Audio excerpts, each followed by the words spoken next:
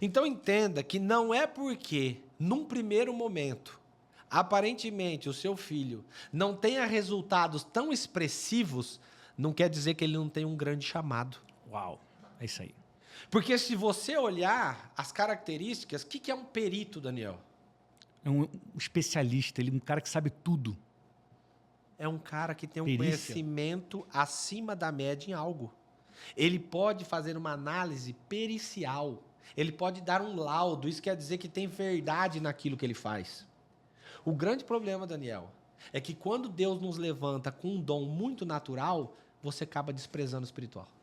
Isso é forte. Então, aonde que Isaac erra? Nas suas preferências. Aonde Esaú vai errar? Na sua capacidade. Caramba. Quando o eu é muito forte, você anula o espiritual porque você perde a dependência. Concorda? Concordo, a gente pode ver muito isso na questão das pessoas muito ricas, né?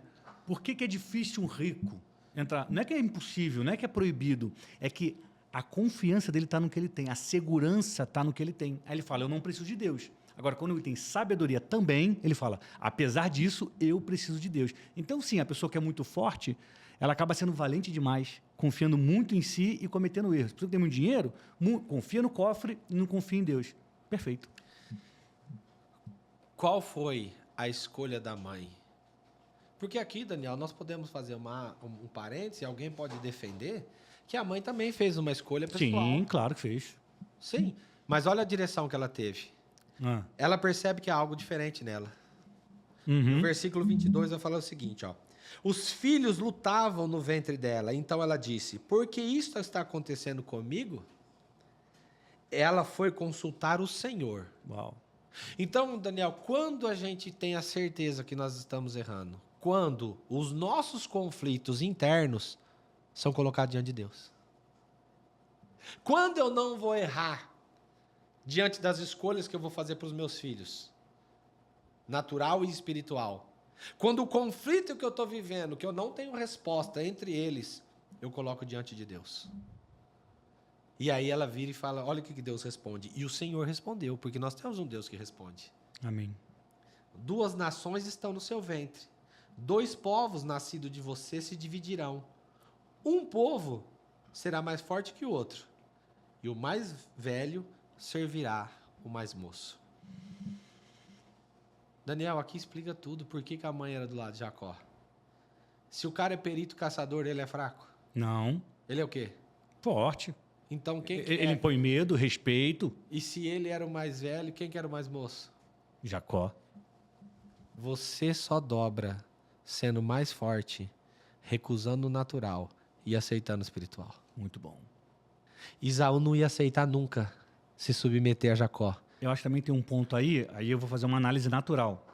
A Bíblia diz que Jacó habitava em tendas, né? Ele ficava em casa, ele tinha uma habilidade para cozinhar, então muito provavelmente ele era uma grande companhia da mãe.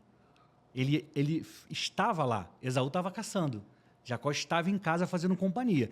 E acredito que as pessoas que se achegam mais ao pai ou à mãe, eles acabam tendo esse amor, atenção maior, talvez. Não vou dizer amor, mas talvez atenção maior. Por quê? Porque busca mais, porque apresenta mais. Então vamos lá. O convívio traz relacionamento e traz direção. Você concorda que Esaú trazia o que o pai confidenciava que gostava? Que era a caça? Concordo. Esaú trazia o que agradava a Isaac, concordo. E você concorda que se Jacó se relacionava com a mãe, ela falava, filho, a primogenitura é sua? É possível. Porque Deus que falou? É possível. É possível. Tanto que ela ajuda ele, né? Ela dá a direção. Nunca foi ideia dele. Nunca foi usurpador. Sempre foi obediente. E a Bíblia descreve isso. Então entende, Daniel, que nós estamos aqui diante de uma pessoa que, dentro dos seus conflitos internos, pede uma direção para Deus e Deus revela. Um vai ser mais forte, caçador. Só que o mais velho vai ter que servir o mais novo. Ponto. Não tem questionamento. Para quem está acompanhando, ó, se você ainda não curtiu o vídeo, aperta aqui o botãozinho para curtir. Quando você faz isso, a plataforma entende que é bom e começa a entregar para mais pessoas.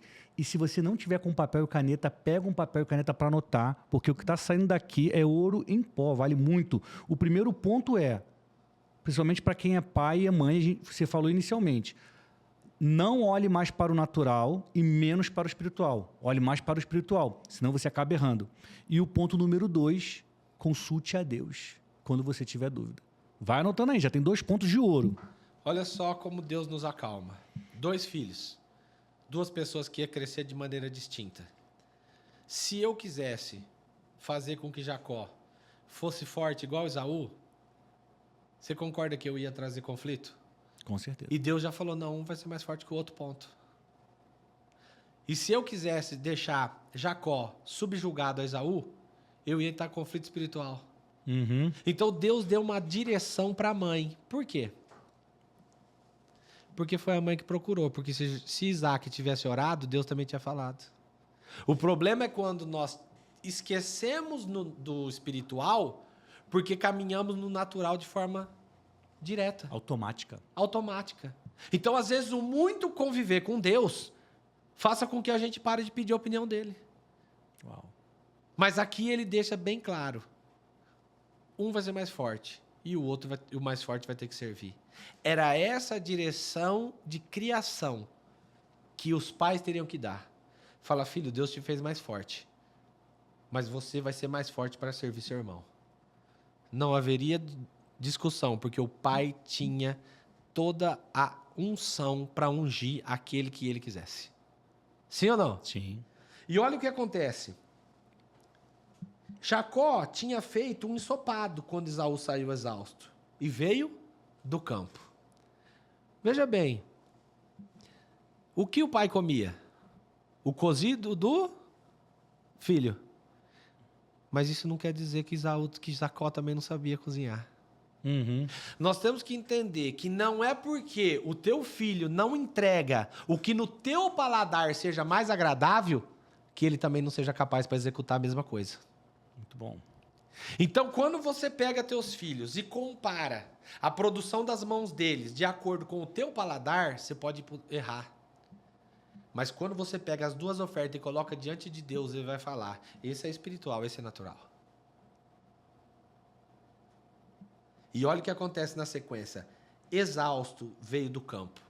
Então, Daniel, uma das formas de você esquecer o espiritual e errar, exaustão. Então, a primeira coisa, suas preferências. O que eu como, o que eu visto, o que eu penso. Então, se aquele filho pensa igual a mim, se veste igual a mim, eu começo a ter preferência. Então, olha o segundo passo que eu erro. Quando eu começo a fazer as coisas de forma tão competente, eu sou um perito, eu acabo esquecendo. E a terceira coisa, exaustão. Comenta. Esse ponto da exaustão é maravilhoso e a gente pode ampliar um pouco. Exaustão, você está falando do corpo, então da mente. Mas quando a gente se coloca num ponto de necessidade, por exemplo, a fragilidade alimentar, você passa 5 horas sem comer, você vai sentir fome. Aí o que vai acontecer? Você vai comer qualquer coisa. Às vezes é algo que vai fazer mal para a sua saúde. Você está sem dinheiro, você está numa necessidade, numa fragilidade, você vai aceitar qualquer oferta, qualquer caminho. Então, se a gente não se cuidar da mente, do corpo, a gente acaba se colocando nesse ponto de necessidade e aceita qualquer proposta que vier, inclusive que não vai ser boa para a gente. Daniel, olha como, às vezes, as nossas preferências podem induzir a desvalorização do que um filho faz e o outro.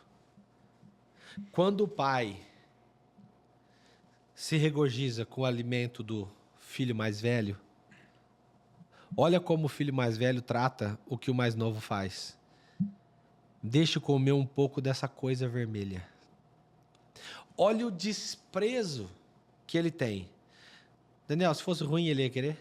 Não. Então, ele só estava diminuindo para que ele pudesse continuar prevalecendo. Boa interpretação.